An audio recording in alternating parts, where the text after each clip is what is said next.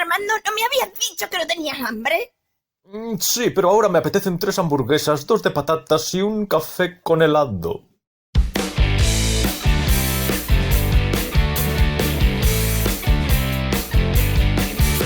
Hola Marcos, Hola, hola. ¿qué tal? Yo estoy muy bien. Yo muy bien también. Pues nada, qué bien que consigamos empezar bien los dos casi todas las veces. Felices, contentos y llenos de energía. Preparados para... Bueno, no sé si tú tienes algo preparado o si nos preparamos para la improvisación pura. Porque Nos preparamos para la pura y absoluta improvisación. Vale. Bien, porque yo la verdad es que hoy genuinamente he venido... Sí. En tabula rasa. Desnudo de ideas, o sea, no traigo nada preparado en absoluto. En tabula rasa, por cierto, Este es mi archivo número 31. ¿Es el primer capítulo de la 4ª temporada? No. ¿No? Ah. No. Todavía... La verdad es que no tengo claro qué capítulo de la 3ª va a ser. Porque tenemos ahí un par de episodios que todavía no están acabados de editar y que eran bastante largos los dos, dedicados los dos a un mismo tema. Ajá. Y no sé todavía es verdad. cómo los voy a organizar. Depende de lo larga que me quede la edición de cada uno, de si los puedo combinar en un único episodio o de si tengo que descartar alguno de los dos o hacer 2 episodios distintos. Es verdad. Con esos 2. Es verdad. Bueno, si este que estamos grabando ahora es... Bueno, iba a decir si este es el último episodio de la temporada. Si este episodio que estamos grabando ahora se publica después de esos otros 2 episodios de los que estoy hablando, pues la gente ya sabrá a qué episodios me estoy refiriendo. Pero si no, por si acaso, no voy a revelarlo para no anticipar nada. ¿De acuerdo? Claro. Cosas del directo. Eso. Así que nada. Como decían en la televisión antes, cosas del directo.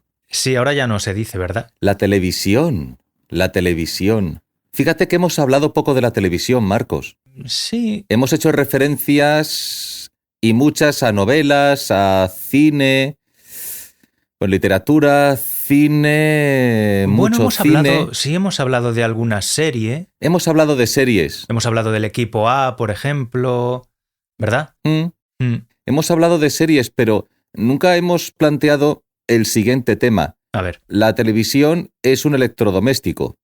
Es un medio de transmisión de imágenes, punto pelota. Sí. Dada su naturaleza, la transmisión, que no comunicación, porque no hay feedback, pero la transmisión de imágenes pues se hace de una manera o se hacía de una manera y eso pues ha cambiado con la aparición de Internet, que permite la transmisión, incluso la comunicación, que antes no era posible, a través de imágenes o la transmisión de conocimiento de información a través de imágenes. Yo confieso que hace muchos años, pero muchos años, dejé de ver televisión o dejé de consumir televisión. No significa que no consuma contenidos audiovisuales, claro, pero lo hago todo a través de Internet. Yo, de hecho, no sé si alguna vez lo he comentado ya, la televisión de mi casa no está conectada ni a la TDT, ni a la digital, ni a lo que haya, ni directamente a la antena. Está conectada directamente a un ordenador, yo me conecto a Internet y lo que quiera ver a través de Internet lo visualizo en una pantalla grande de televisión, que es más grande que cualquier pantalla de ordenador portátil o similar que yo sepa que puede ofrecer el mercado. Es simplemente eso, es ver lo que vería a través de mi ordenador, de mi pantalla de ordenador, verlo a través de una pantalla grande de televisión. Sí, y además con la posibilidad de estar sentado en un sofá, me imagino, o en un sillón, ¿no? Sí, claro. Efectivamente, en vez de en una silla de oficina o una silla de IKEA típica, pues tranquilamente en mi sofá selecciono la película, selecciono el documental, selecciono el vídeo de YouTube, selecciono lo que sea. Claro. Y más que eso, incluso por cuestiones de falta de tiempo y para poder organizar mi vida y poder hacer mis cosas, mucho va también que dejé de pasar tiempo delante de esa pantalla, incluso de esa pantalla grande. Y tiendo normalmente a escuchar audios o contenidos audiovisuales, vídeos y audios y algún tipo de imagen que lo acompaña, mientras estoy haciendo, por ejemplo, las cosas de la casa. Sí, yo eso lo hago mucho también. A lo mejor conectar unos cascos inalámbricos a la televisión donde tengo activado el YouTube, ¿no? Y poner el vídeo pero solo escucharlo mientras hago otras cosas. Claro. A veces lo hago a través del móvil, a veces lo hago a través de la televisión.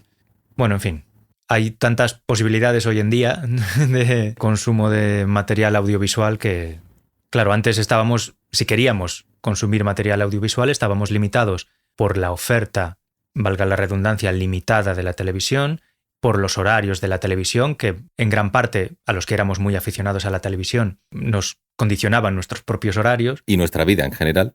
Y nuestra vida en general, sí. Y bueno, aunque en realidad, a ver, nos la condicionábamos nosotros mismos en función de la presencia que quisiéramos darle a la televisión en nuestra vida cotidiana. Sí. La televisión en sí no hace nada, no te obliga a quedarte ahí parado mirando una pantalla. No, pero es atrayente. Es muy atractiva, claro, sí. Muy atractiva. Sí. Sí, y para un niño más todavía. Es que es sencillo, tú vives en una realidad limitada, muy limitada. Yo estoy pensando en una persona que no tuviera acceso a la televisión, el mundo en que vivía, al menos que fuera, no sé, alguien que tuviera que viajar por el mundo, el barrio, el pueblo y poco más. Y claro, te ofrecen una ventana que una vez que la abres, tienes acceso a cosas que suceden en otros lugares del mundo.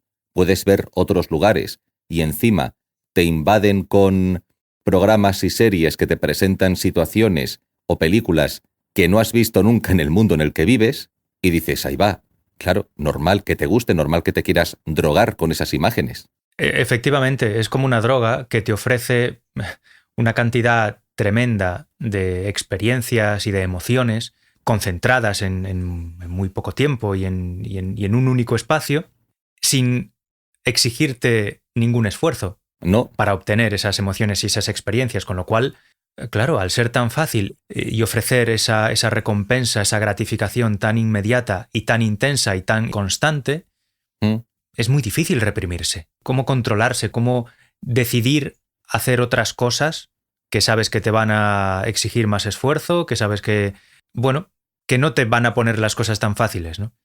Efectivamente. Y que a lo mejor la satisfacción que te ofrecen no es tan inmediata y tan evidente, tan sensible en el momento. Claro, porque incluso una persona se puede dar a la lectura, también es una forma de evasión. Pero requiere más esfuerzo, mucho más. Requiere más esfuerzo, el estudio, estudiar, hacer los deberes. Bueno, eso ya no digamos, claro. Claro, es que entre eso y sentarte delante de la caja tonta y ver cosas maravillosas, dibujos animados, series y demás, dices, vamos, me estás pidiendo que elija, ya he elegido. Sí. Quiero la tele. Es una competencia muy injusta, claro. Quiero la tele. No hace falta elegir. Fíjate que voy a abrir un paréntesis con respecto a la literatura, porque hay un catedrático de literatura de la Universidad de Oviedo, alguna vez creo que he sacado su nombre por algún otro tema, llamado Jesús García Maestro, que dice, fíjate, y es catedrático de literatura, ¿de acuerdo? No es un tipo que va por ahí y suelta la frase porque tal. Dice, es que la literatura no aporta ningún conocimiento. La literatura requiere conocimiento. A la literatura hay que llegar aprendido y con conocimiento para enfrentarse al hecho literario. La literatura de por sí no enseña absolutamente nada. O sea, leer un libro no sirve de nada si no tienes un conocimiento previo que te permite enfrentarte a lo que ese libro es. Hay que ir aprendido a la literatura. Bueno, a ver. Hay que llegar aprendido a la literatura. Entiéndase literatura por literatura. A ver, que un niño, no sé yo, que un niño aprenda a leer leyendo, yo qué sé, Los 7 enanitos, ¿vale? Incluso, es que incluso eso, porque todas esas obras tienen lecturas que están por debajo de lo que aparentemente está diciendo el texto. Bueno, ya. Tienen subtexto y tienen simbología. Entonces, una cosa es que tú puedas aprender a leer leyendo literatura y mejores tu lectura o tu capacidad de lectura y de comprensión lectora leyendo, porque si no, como narices lo vas a hacer. Y otra cosa es creer que el hecho literario, mejor dicho, que leer literatura te prepara para enfrentarte al hecho literario y que eres capaz de llegar o de asumir lo que el hecho literario representa simplemente leyendo libros. No sé si acabo de entender eso último que has dicho. Sí, lo voy a explicar mejor. Significa que una persona que se limita a leer por el hecho de limitarse a leer literatura, sí, por mucha literatura que lea, no significa que si no posee conocimientos para enfrentarse a la literatura, conocimientos vitales y conocimientos intelectuales para enfrentarse, herramientas para enfrentarse a la literatura, sea capaz de entender lo que la literatura le está diciendo realmente. Él pone un ejemplo muy curioso. Habla de Dostoyevsky, por ejemplo. Sí. Es muy heavy, lo que dice este tío. Muy heavy lo que dice este tío. Vale, a ver. Dice que Dostoyevsky pega muy bien con los psicópatas. Es decir, Ya. que una persona que lea Dostoyevsky Sí. y goza de la lectura de Dostoyevsky y no es capaz de poner a ese autor y a su obra bajo un análisis crítico, bajo un fuerte análisis crítico de lo que él representa con su literatura, él y lo que escribe, y simplemente lo considera así, acríticamente, atractivo, sugerente, interesante, sugestivo, que le gusta en definitiva, que vaya al psicólogo. Por ejemplo, Bueno, que vaya al psicólogo. a Es ver. una... Él no lo dice por decirlo. Tiene su justificación, Sí. o él presenta una justificación que puedes estar o no de acuerdo con ella, pero es una justificación, es una argumentación, ¿vale?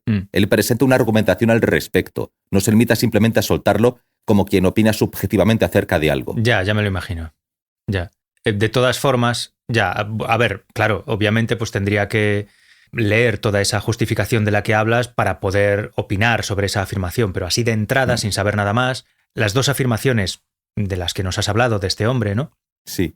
Me parecen muy tajantes y que suponen una generalización que no sé yo hasta qué punto es justa, porque una obra literaria cualquiera, algunas más que otras, admite pues diferentes niveles de análisis, diferentes niveles de disfrute y bueno, claro, y diferentes niveles de cultura o conocimiento con el que se pueda acercar el lector a esas obras y diferentes niveles de experiencia que pueda extraer el lector de esas obras.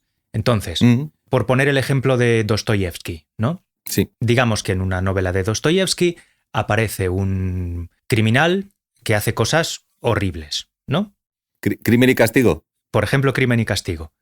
Y tú estás leyendo, no quiero destriparla, pero bueno, por ejemplo, ¿no? Imaginemos que en esa novela aparecen hechos horribles perpetrados por un criminal y que un lector está leyendo esa novela y disfruta con eso, sin llevar consigo un bagaje de, yo qué sé, de reflexión intelectual o de crítica psicológica o de lo que sea. Simplemente se pone a leer eso, sin más, y dice, hostia, cómo mola esto, ¿vale?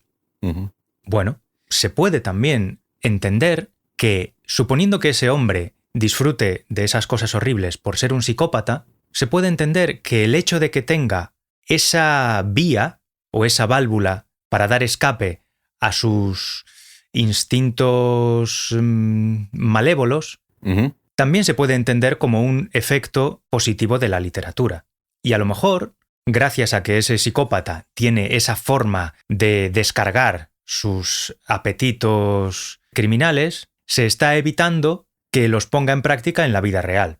Eso puede pasar con la literatura o puede pasar con cualquier otro producto cultural, como una película o, no sé, un audiorelato o... No sé si me explico. Perfectamente. Por eso yo es creo... que, claro, hemos empezado... Sí, perdona. Por eso yo creo que la censura de las obras artísticas es algo negativo casi en cualquier caso. Porque incluso en los casos en los que en una obra artística se presentan aberraciones, esas aberraciones están teniendo lugar en una obra artística y ya está, no están teniendo lugar en la realidad. No. Claro, y que una persona se exponga al consumo de esas aberraciones mediante una obra artística, creo que todos podemos estar de acuerdo en que no implica que esa persona vaya a poner en práctica esas aberraciones en su vida real. Y a lo mejor en absoluto le pueden servir para calmar las de realizar esas aberraciones. Entonces, por muy desagradable o por muy repugnante que nos parezca algo que se presenta en una obra cultural, antes de lanzarnos a censurarla, creo que deberíamos pararnos a reflexionar sobre esto. ¿Hasta qué punto estamos impidiendo la comunicación de algo que, si no se permite que se comunique, es posible que acabe saliendo por otro conducto más pernicioso todavía que la mera expresión artística? Muy bien expresado. Claro, esto empezamos hablando de la televisión, Ahora hemos sacado el tema de la literatura, pero podemos volver al tema del audiovisual porque esta introducción que he hecho, breve y muy resumida, a lo que manifestó este catedrático de literatura, sirve muy bien para plantearnos ese consumo audiovisual. Claro, es que, vamos a ver, Marcos, yo como he dejado de consumir prácticamente películas, Sí. he dejado de consumir prácticamente, no consumo series, he dejado de consumir televisión, bueno, desde hace muchos años además, y estoy más implicado en vídeos no documentales como nosotros entendemos History Channel y demás, sino ponencias, ponentes, gente con formación académica que hace pues una presentación de un tema a través de internet. Sí. Ya pueden ser pequeñas pildoritas pues de historia, ciencia, tecnología, política, filosofía, sociología, economía, etcétera, etcétera. Como que he roto cierto vínculo que tenía, cierta atracción o cierta dependencia hacia el consumo de determinados contenidos, y cuando he vuelto a esos contenidos, me ha chirriado. Ya. O me han chirriado. A veces sí, a veces no. Es curioso cómo uno sigue manifestando esa dependencia en el hecho de que pasa por YouTube y de repente le aparece un fragmento de una película propuesta por un canal de YouTube que recoge fragmentos de películas antiguas, y quiere ver el fragmento. Y hay escenas violentas en esas películas que tú disfrutaste de pequeño y las sigues viendo y las sigues disfrutando. Sí. ¿A dónde quiero llegar con todo esto? Lo que tú has dicho antes también tiene mucho sentido. Nosotros hemos consumido cosas de niños que no nos han llevado a convertirnos en tarados que vayamos por ahí pegando o insultando a la gente. Y hemos visto contenido altamente violento a través del cine, a través de las series, a través incluso de las lecturas. Sí. Y no nos ha pasado nada y aquí estamos. Es decir, no somos unos tarados que pensamos que, no sé, pues que haya que ir matando a la gente por la calle ni nada parecido, por haber visto eso. Sí, claro. Y hay una crítica por parte de una parte de la sociedad que dice que esos contenidos, mejor que los niños no los vean porque pueden volverse agresivos o pueden desarrollar un mayor grado de agresividad y de estrés también. Sí. No lo sé. A ver, No lo sé. yo no iba específicamente por ahí, ¿eh? No me refería a impedir que los niños vean Yo no he determinado... Claro, porque eso sí, Yo no he hablado- eso sí me parece necesario. No he hablado ni de la censura, que tú planteaste el tema de la censura, yo no hacía referencia a censura, Ya. ni he hecho referencia alguna a limitar el acceso a esa información visual a los niños. Me refiero, o sea, simplemente planteo el tema de que hay muchas personas que incluso también han jugado a videojuegos donde tenías que matar a diestro y siniestro, Sí, y luego no ibas por ahí ejecutando en el mundo real lo que tú veías en el videojuego. claro. Hay gente que sí lo hace. Sí. Hay personas que sí lo hacen. Sí, pero que seguramente no necesiten el videojuego para hacer eso. Ahí quería llegar. Es la duda acerca de hasta qué punto la información audiovisual o determinados contenidos pueden perjudicarnos o no. Y quien es perjudicado por esos contenidos se hubiera perjudicado por otros porque a lo mejor ya tiene una situación de base, un deterioro mental de base. Yo creo... No lo sé, lo planteo. Yo creo que la principal característica de los productos, no sé, iba a decir artísticos, pero bueno, digamos, sí, de los productos narrativos, por así decirlo, ¿no? Ya sean películas, libros, incluso videojuegos, ¿no? La principal característica en cuanto a su relación con las personas que los consumen es la capacidad de producir emociones. Sí. O la capacidad de ponerse en sintonía con determinadas emociones que ya traen en sí los espectadores, ¿no? Uh-huh. Entonces, yo no creo, para empezar, o sea, en primer lugar, no creo que uno necesite ser un psicópata para tener a lo mejor impulsos agresivos, impulsos destructivos, o incluso para poder disfrutar con cosas aberrantes.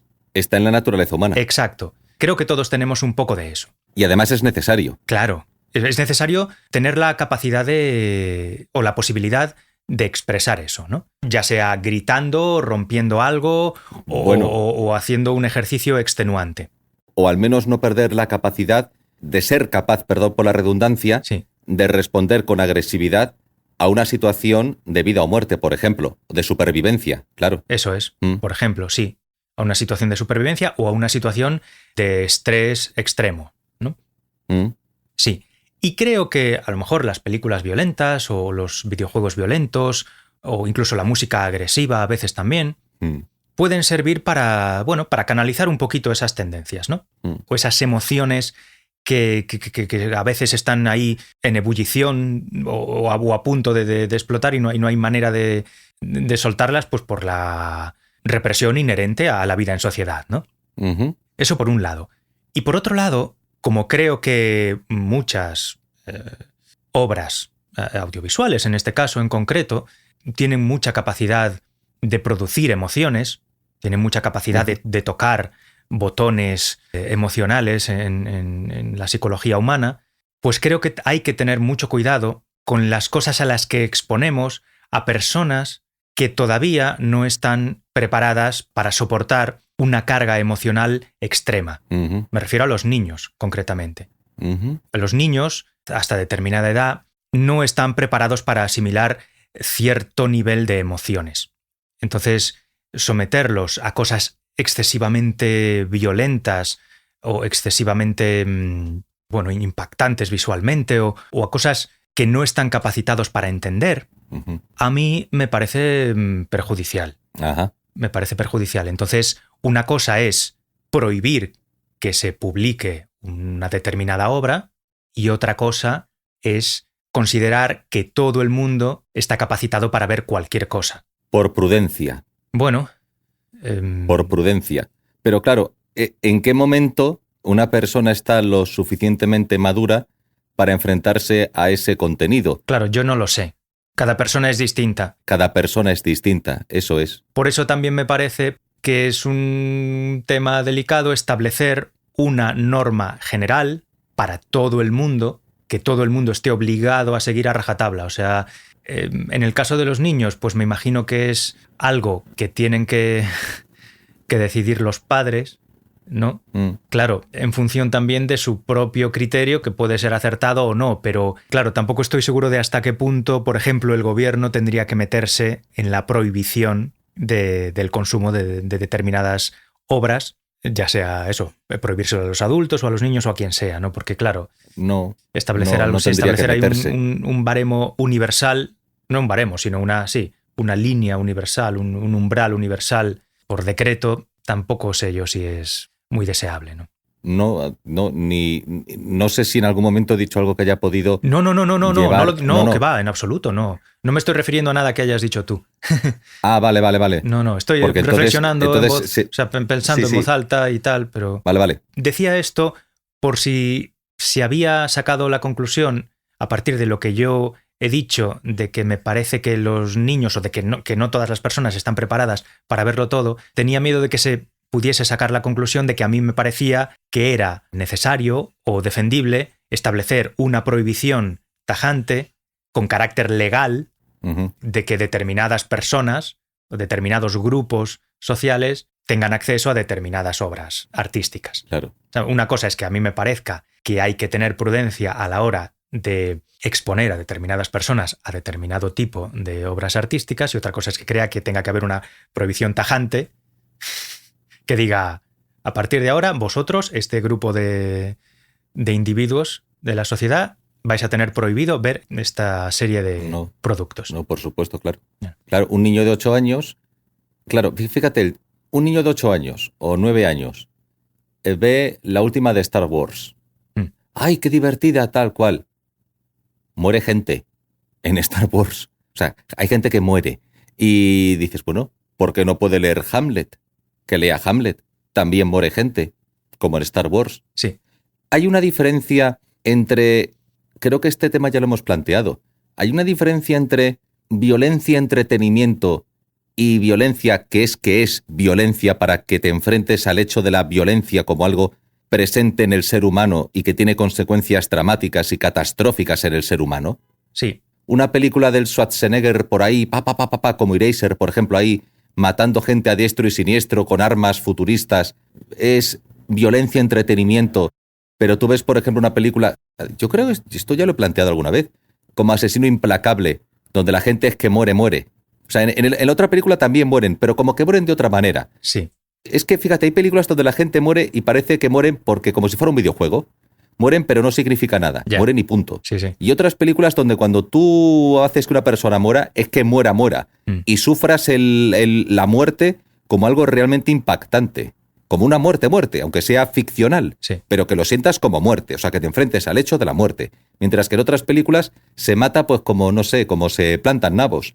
Mm. Y que a lo mejor la persona que no es capaz de distinguir esa diferencia entre diferentes formas de presentar cosas que en general parecerían todo actos violentos, pero que tienen, parece, un propósito distinto, quien no es capaz de diferenciarlo es el que tiene posibilidades Mm.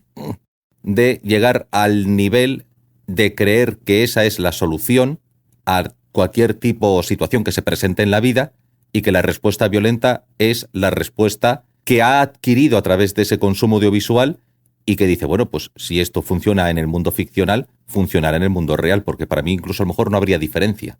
Ya, pero bueno, yo creo que ese estado psicológico de la persona que no es capaz de diferenciar entre la realidad y la ficción, yo creo que es un estado bastante marginal.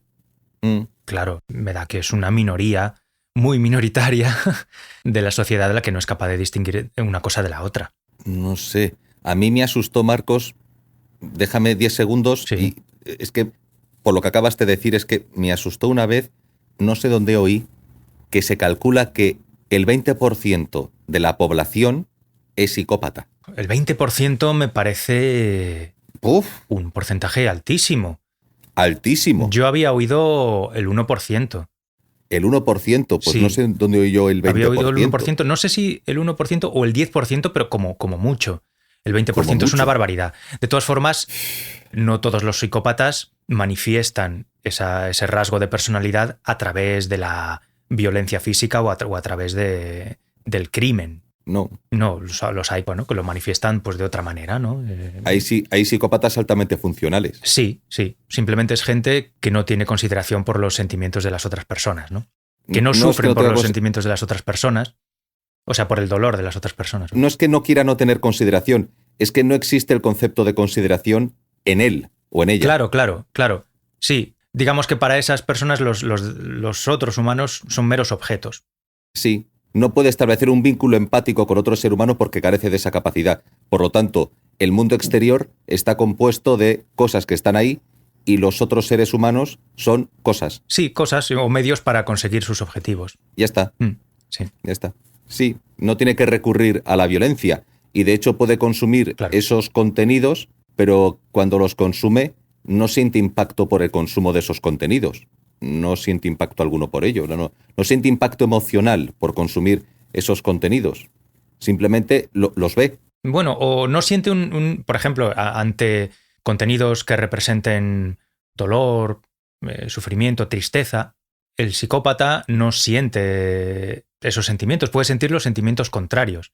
Un psicópata puede disfrutar con el sufrimiento ajeno, si es un sádico. No sé si es exactamente lo mismo, porque no sé hasta qué punto hay una diferencia entre el sadismo y el hecho de que el psicópata, cuando ve a otra persona sufriendo, de hecho, dado que es un psicópata, Sí, no siente nada, ni positivo ni negativo. ni positivo ni negativo, provoca sufrimiento porque él que sabe, él que es consciente de que no tiene esa capacidad, intenta a través de esa práctica malvada, bueno, malvada no sería el término para el psicópata, a través de esa práctica que sufre la otra persona, él está casi como experimentando.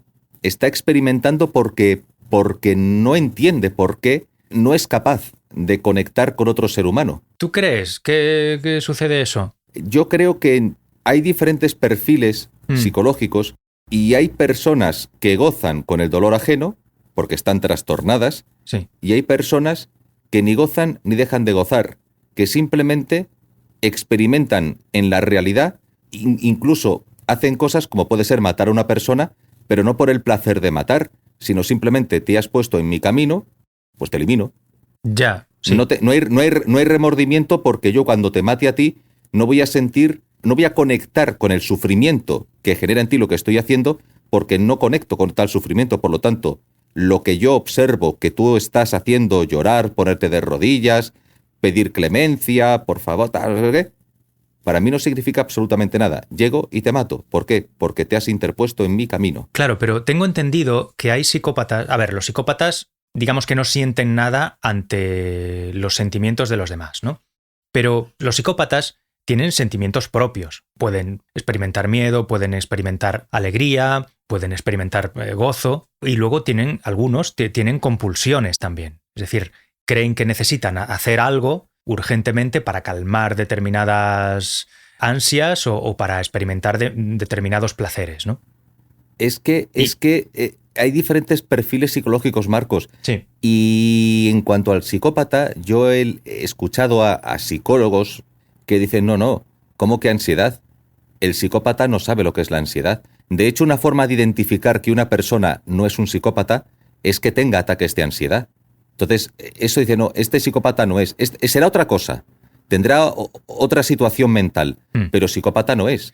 Y el psicópata, si manifiesta determinadas emociones, no las manifiesta porque las sienta, sino las manifiesta con un sistema espejo. Es decir, como yo entiendo que es necesario para que yo parezca uno más y la gente no se dé cuenta de quién soy realmente, que reaccione ante determinadas cosas de determinada manera, como un actor, yo reacciono para que el que tenga delante no se dé cuenta de que en mí no bulle la reacción visceralmente o mentalmente, o el cerebro emocional, el cerebro superior.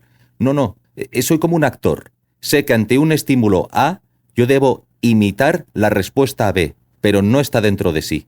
No lo tiene dentro. Pero vamos a ver, para hacer cosas en el mundo es necesario tener algún tipo de impulso emocional. Pues si no, o sea, ¿qué impulsa a un psicópata a hacer cosas? Si no es algo que tiene dentro que le pide, no sé, tiene que tener algún tipo de deseo, ¿no?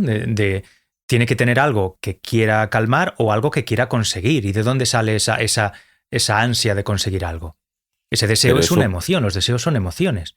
¿O tú crees que los psicópatas funcionan por mero análisis racional? Pues el psicópata puede... No sé si voy a meter la pata porque no... A ver, aquí ya vamos a ver. El psicópata puede actuar por cálculo. Sí. Si tiene... Es que yo lo que nos... Claro, vamos a ver. Es que estos son etiquetas, ¿vale? Son etiquetas. Sí, no hay bloques cerrados. Entonces, el grado en que una persona posea mayor o menor empatía y exista un límite por debajo del cual esa menor empatía, por debajo de un límite, se considera ya propia de del psicópata, o que incluso no tuviera ninguna, o que la tiene, o que es tan poca que no le coloca al mismo nivel que otros seres humanos, sinceramente es que no lo sé. Ya. Y me imagino que como cada persona es un mundo, cuando a una persona se le diagnostica determinada psicopatología o determinada situación mental, es un médico que tiene un criterio, que sigue unas reglas, unas estadísticas, unos patrones de análisis, unos exámenes, y dice, claro, pues tú has sacado la nota. O sea, tú has aprobado en ser psicópata, después de las pruebas. Claro, pero yo tengo entendido que la psicopatía no es un trastorno mental, no es una enfermedad mental, es simplemente un rasgo de la personalidad. Sí. Sí, no es gente que tenga una percepción alterada de la realidad, ni que tenga discapacidades cognitivas, ni nada de eso. Es gente simplemente que no tiene sentimientos por los demás. Sí, es que a lo mejor no lo he expresado bien. No es una persona trastornada, sino que es una persona que nace así. Sí. Hombre, se pueden nacer con enfermedades mentales, pero es una persona... Se pueden nacer también con otras enfermedades mentales. Sí. Es una persona que nace sin capacidad de condolencia, por así decirlo. Una persona sin capacidad de condolencia, que no sufre ante la pena ajena, ante el dolor ajeno. Pero también tengo entendido que hay psicópatas que además de eso tienen como una especie de pulsión, que puede ser sexual, por ejemplo, o de agresividad, que necesitan calmar a través de la violencia o a través de infligir dolor a otras personas. A otras personas. ¿Y eso sería un rasgo netamente propio del psicópata o sería la psicopatología más un rasgo o un plus o algo, digamos, un añadido? Claro, es que al final un perfil psicológico que puede encerrar, vuelvo a lo mismo, son etiquetas, son cajones cerrados. Al final tú abres esa caja y ¿qué pretendes encontrar? ¿Qué hay ahí dentro? Claro, o sea, sí. Todo lo que... No es un robot diseñado por un científico con un número determinado de características, ¿no? Que se vayan a reproducir, ¿no? Como en una cadena de montaje donde todos los ejemplares van a ser exactamente iguales. Exactamente iguales. Claro, no. Y la experiencia vital que tenga una persona, sus vivencias, lo pueden llevar en una dirección u otra. A lo mejor una persona tiene una tendencia, por el motivo que sea, por genética o porque sufrió un accidente, lo que sea, su mente sería más propensa a determinadas cosas, pero tiene una vida en su ambiente, un ambiente en el que se desarrolla muy bien y ni siquiera es consciente y vive razonablemente bien. Y otra persona que no tiene ninguna de esas situaciones previas, la vida le tritura de una manera tal o por el motivo que sea, acaba desarrollando una serie de cosas y le está vía libre en un momento determinado a eso que tiene en la cabeza. Sí. Y hace tropelías. Sí. Pues claro, es que no sé. Llevamos 43 minutos, Marcos, y hemos hablado de televisión, literatura y psicópatas. Sí. Todo Sí. esto quizá podríamos resumirlo, quizá para acotar, en el hecho de que hemos sacado a colación el tema de los productos culturales, de la influencia que han podido tener quizá en nuestra vida y en cómo pueden incluso afectarnos psicológicamente, porque hemos planteado este tema alguna vez, pero hemos hablado más de la influencia quizá que tuvieron esas obras en nuestra forma de ver el mundo y no tanto en nuestro perfil psicológico, que son cosas distintas. Sí. Una cosa es en la forma de ver el mundo, que se puede no está desvinculado de un perfil psicológico, una persona pesimista, más optimista, más tal, más cual, pero lo centramos en cómo a lo mejor nos han llevado a entender temas, lo que consumimos, a entender cosas como las relaciones humanas, las relaciones de pareja, el mundo, la política, otro tipo de temas. Pero aquí lo hemos acotado a la enfermedad mental o a la posibilidad de que una persona que está trastornada pueda haber algo que alimente ese trastorno, otra persona puede haber lo mismo y sale a la calle y después de ver una película de patadas y efectos especiales no va por ahí haciendo el tonto por la calle, o lo que yo no sé hasta qué punto el consumo reiterado de determinados contenidos pueden llegar realmente a trastornar a esa persona que no tenía una predisposición al trastorno, que es la duda que tengo yo. Ya. Y claro, y volvemos a lo mismo, no se pueden censurar, no se puede establecer o no se debería establecer una censura, ni establecer una línea, ni una edad determinada, que eso es una cosa que tienen que gestionar los padres y la sociedad en su conjunto, pero sobre todo, la primera trinchera serían los padres, Sí. intentando que sus hijos tal, y hasta qué punto, no lo sé, una sociedad que es expuesta a determinados contenidos que una generación anterior, aunque creamos que también vimos cosas violentas y demás, quizá hay contenidos que están diseñados de una manera tal, o que se presentan de una manera tal, que no es exactamente la misma violencia, ni es exactamente de la misma manera que nosotros lo consumimos de niños. Y quizá hay una generación que está expuesta a un tipo de violencia, que no lo sé, quizá pueda llegar a generar una situación de trastorno generalizado, cosa que sinceramente no lo sé, pero lo planteo simplemente como duda. Ya. Lo planteo. O sea, Hamlet es una obra literaria de nivel, una obra teatral de nivel. Sí. Hay muerte. Eso no significa que después de leer a Hamlet tú vayas por ahí matando gente. A lo mejor tú viste La jungla de cristal y hay violencia a punta pala en La jungla de cristal. Que tú luego puedas incluso salir y con tus amigos jugar a La jungla de cristal. Uno es Bruce Willis, otro son los terroristas, pero os divertís, pero no os pegáis puñetazos de verdad hasta haceros sangrar, Claro. es una cosa.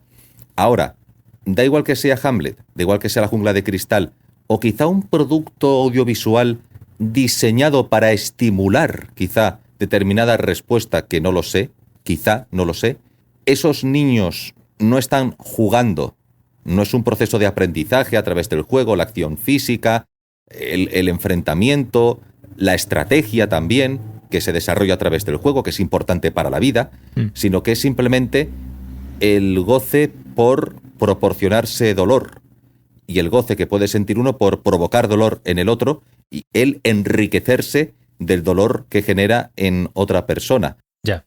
Yo creo que eso probablemente sea independiente de los productos que consumes, ¿eh? Yo sospecho que eso se lleva dentro. ¿Tú sospechas que se lleva dentro?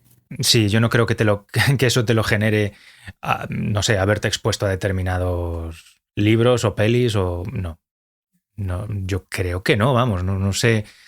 No sé si tiene que ver con la educación que hayas recibido en la vida real, me refiero. Ujú. Nadie, bueno, no sé, nadie es una palabra demasiado general, ¿no? Pero la mayoría de la gente no se educa solo a base de productos artísticos, productos literarios, audiovisuales. Normalmente la gente tiene una educación global donde intervienen las amistades, la familia, también, sí, las cosas que lee o las cosas que ve, pero cualquier persona que se relacione con otros humanos recibe Un balance of power. una serie muy variopinta de influencias Ujú. que pueden contribuir a la formación de su personalidad. Aparte, Sí. claro, aparte de la información genética que traiga ya de nacimiento. Entonces, claro, yo no sé qué porcentaje de cada una de esas partes influye en el resultado Sí. final de la personalidad de una persona, pero no creo que una parte de eso tan concreta como las pelis que ve alguien tenga tanta influencia como para convertir a alguien con sentimientos en una persona sin sentimientos, o para convertir a alguien que no disfruta con el sufrimiento de los demás en alguien que necesita el sufrimiento de los demás para poder estar tranquilo, para poder estar a gusto. Me parece un salto tan abismal Sí. que creo que tiene que haber dentro de uno pues un porcentaje alto de eso, incluso antes de verse expuesto a ningún tipo de estímulo Ajá. externo de la sociedad Ajá. o de la televisión o de lo que sea, ¿no?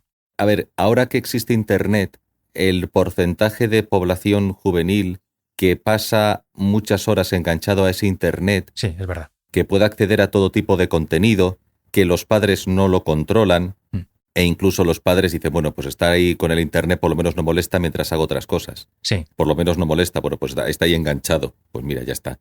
Sí. Y está ahí consumiendo contenidos. Eso puede hacer que aumente el número de personas. Claro, es que volvemos a lo mismo. ¿Se nace o se hace?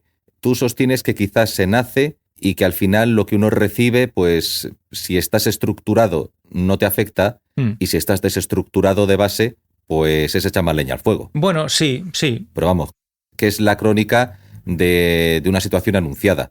sí. Y que no sé si quizá un porcentaje mayor de personas en contacto con esos contenidos audiovisuales de libre acceso a través de Internet, un mayor porcentaje de gente joven pueda llegar a desarrollar situaciones de estrés, ansiedad, violencia o agresividad, aunque no tuvieran una predisposición a desarrollar esa situación. Mira, voy a buscar un ejemplo que es el mundo, voy a buscar la negativa para intentar entender la positiva. La naranja mecánica es el proceso contrario. Alex, el protagonista de La naranja mecánica, es una especie de personaje nietzscheano, la voluntad de poder, mis santos cojones por encima de todo, Sí. mi deseo, mi satisfacción personal a costa de quien sea. Además es un líder nato, tiene a unos tontos a su cargo que sirven al propósito de usar la violencia para la propia satisfacción y la propia satisfacción de todos sus deseos. Los demás son herramientas para la satisfacción de mis deseos. Es un psicópata total. Es un psicópata, le someten a un tratamiento.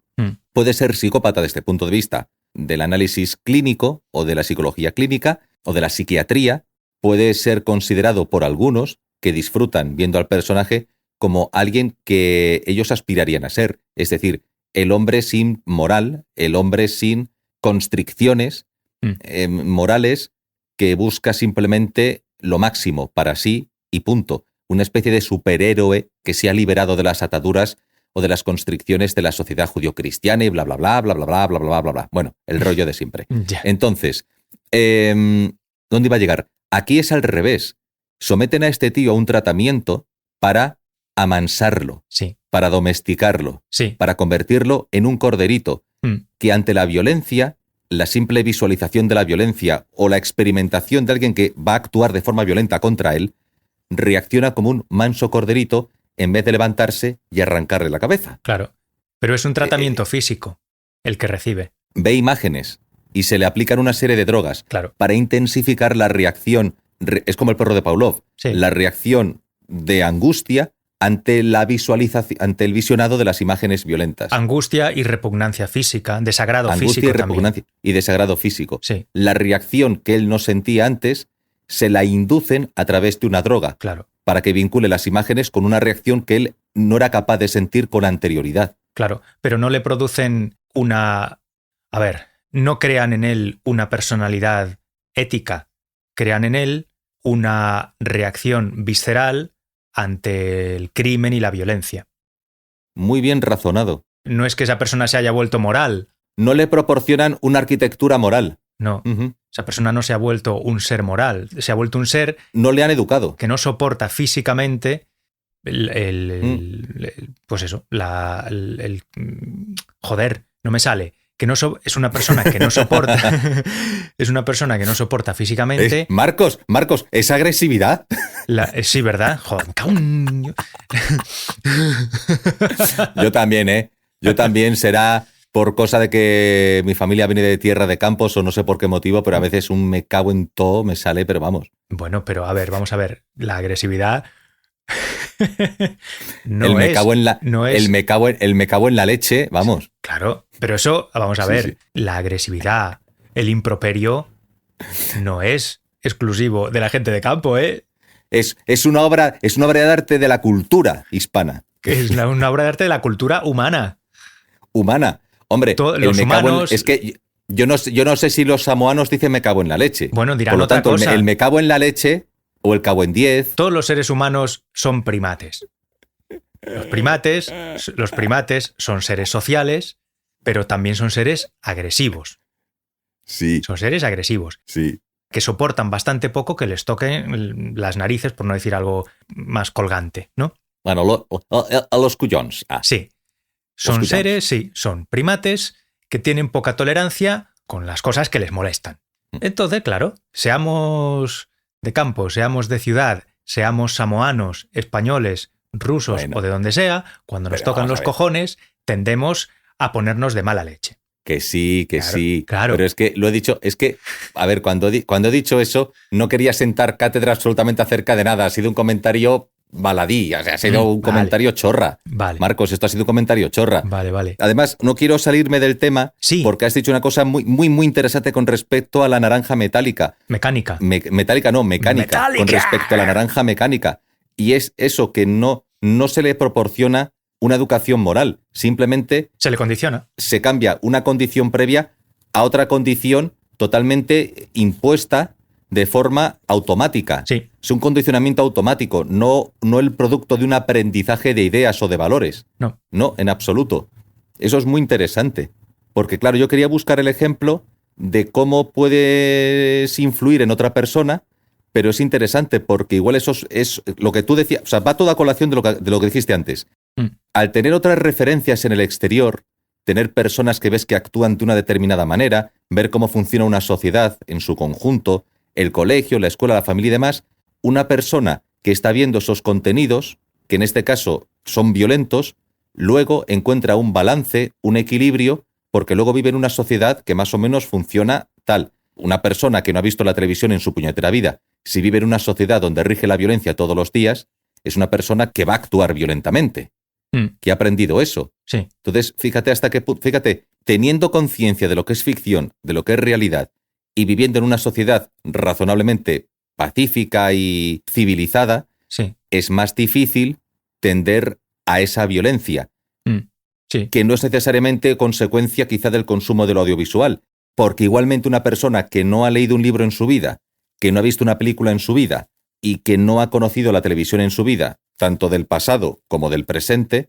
si vive en una sociedad que es netamente violenta todos los días de su vida, es una persona que será netamente violenta todos los días de su vida. Claro. Si se le educa para no actuar de esa manera, se le puede educar por condicionamiento o se le puede educar, se le puede domesticar mediante condicionamiento o se le puede educar, que sería la diferencia, mediante, valga la redundancia, educación, es decir, comprensión de las cosas, Sí. Sí. comprensión de por qué lo que está haciendo no es correcto o está mal, o no es que la violencia sea algo malo per se, es algo que está en la naturaleza humana, pero que no tienes por qué actuar siempre así para resolver todas las situaciones y que puedes construir la vida de otra manera, etcétera, etcétera, etcétera. Sí. Que las circunstancias te obligan a ser violento para sobrevivir, pues tienes ese instinto, sácalo adelante. Es decir, es necesario. Sí. Menos mal que lo tienes ahí porque es tu propia supervivencia. Ahora, que pienses que toda situación que se presenta en la vida, hasta entrar al metro o buscar un asiento en el metro, entra dentro de ese código de la supervivencia del más fuerte, cueste lo que cueste, con toda la agresividad que pueda desarrollar mi ser para conseguir un asiento en el metro, pues tiene su problema. Sí. A ver. Pues tiene su problema. Sí, sí. Yo creo que la violencia, la agresividad, el egoísmo, el impulso de ser más que los demás o de conseguir más que los demás, de ponerse por encima de los demás, de utilizar cualquier cosa que tengas a tu alrededor para salir beneficiado tú, tiene un componente genético grande. Pero después imagino que en la relación con los demás o en el consumo de material audiovisual o hoy en día de material a través de Internet, también audiovisual, claro, yo me imagino que cada persona tiene capacidades distintas de asimilación de eso que consume, que no todo el mundo lo asimila de la misma forma, ni con la misma madurez, ni tiene la misma capacidad de discernir entre lo que es válido y lo que no, lo que puede contribuir a su equilibrio psicológico y lo que no. Y luego me imagino que sí, que también la pura cantidad de material de determinado tipo que consuma alguien, también tendrá influencia en el resultado psicológico. Sí. Y también el equilibrio que haya entre esa cantidad de cosas que consume y los demás elementos que establecen una reacción contra eso o un contrapunto a eso, ¿no? Pero lo que no sé es, bueno, en qué proporción se mezclan todos esos ingredientes para acabar dando una personalidad determinada. Yeah. No sé qué tiene más peso, qué tiene menos peso, hasta qué punto la proporción de una cosa o de otra tiene más o menos influencia. Eso... No sé. Estoy pensando, como llevamos una hora, digo, no sé si esto podría servir. No es un colofón, es un comentario nada más. Sí. Claro, la guerra. 2 personas van a la guerra y una persona pues ha sido entrenada en acciones de combate, ha sido entrenada en acciones de guerra, ha sido entrenada para cumplir una misión, va al campo de batalla y cumple una misión y tiene que matar. Sí. Y mata, ¿vale? Sí. No mata porque sea un psicópata, mata porque va a la guerra a matar y se le ha entrenado para matar al enemigo y va y lo hace. Sí. Si tuviera algún tipo de consideración moral hacia el enemigo, sería un idiota porque el enemigo va a aprovechar la primera oportunidad que tenga para matarle a él. Sí. Por lo tanto, es una mezcla entre puro pragmatismo, es decir, pragmatismo, una mezcla entre el instinto de supervivencia y el puro pragmatismo, es decir, te mato porque o te mato yo, me matas tú a mí y yo quiero vivir. Aparte, ya no solo es que quiera mantener mi vida o sostener mi vida, es que quiero cumplir la misión y la misión consiste en que si yo tengo que matarte, te mato, punto, ya está, tengo que cumplir la misión.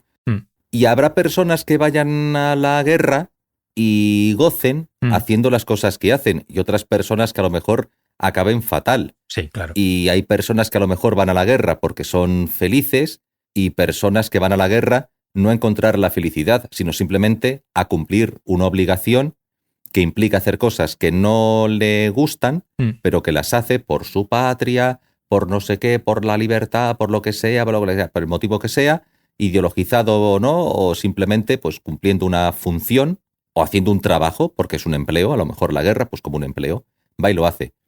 Al final, fíjate, en un contexto como ese, como puede ser la guerra, donde ocurren cosas horribles, puedes encontrar personas que pueden acabar traumatizadas, por supuesto, personas que pueden acabar más o menos traumatizadas, personas que han cumplido una misión y no ha sido plato de buen gusto, y personas que realmente han encontrado una forma de satisfacción, de disfrute, Sí. Vamos, la alegría. Han encontrado la auténtica alegría de vivir, en ir allí y si tienen la oportunidad, ya no solo cumplir la misión que es eliminar al enemigo, sino aprovechar, no sé, para despellejarlo, arrancarle los huesos, beberse su sangre, es decir, ya culminarlo. O sea, llevarlo ya a ver hasta dónde puedo llegar. La violación, esto, lo otro.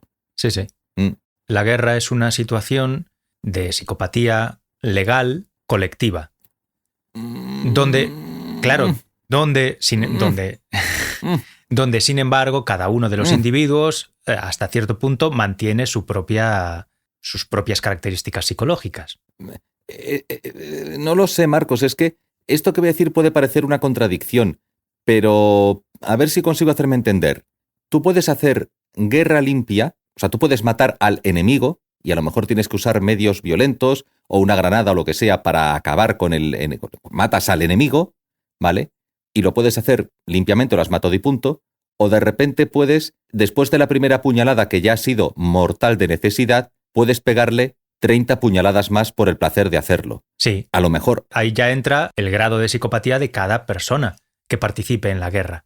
Lo que quería decir con que es una situación de psicopatía colectiva no es que todos los que participan en esa situación se conviertan en psicópatas. No. Sino que en esa situación, digamos que tú tienes licencia para matar a alguien sin sentimientos y sin remordimientos. Bueno. Como sociedad. Bueno, no tiene. No, espera, Marcos, no es que tú tengas licencia para matar sin remordimiento. Tienes la posibilidad de matar sin consecuencias legales. Vale, pero sí. El remordimiento es subjetivo. Tú puedes sentirlo o no sentirlo. Lo que sí puedes hacer es, en la guerra puedes matar sin asumir consecuencias legales sobre tus acciones. Sí. Y no siempre, ¿eh? No siempre la muerte en la guerra está exenta de consecuencias legales. Ya. Porque a veces hay muertes que son... Bueno, decir que una muerte está justificada, quiero decir, una muerte justificada dentro de la lógica de la guerra, para dejarlo claro, y muertes que dentro de la lógica de la guerra no estaban justificadas y han producido, y es cuando incluso a lo mejor, curiosamente, que parece que cuanto más psicópata y más loco más vayas a matar, más provechoso serías como soldado. A lo mejor no necesariamente. A lo mejor un superior puede pensar, fulanito no puede ir a campo de batalla porque nos pone en peligro a todos. Es un tarado mental. Sí. Que vaya encantado con el cuchillo en la mano para matar todo lo que se le presente por delante no significa que pueda ser eficaz ni productivo desde el punto de vista militar. Claro. A lo mejor el enfermo mental no es el más provechoso para el campo de batalla precisamente. A lo mejor hay que estar muy bien estructurado mentalmente para ir al campo de batalla.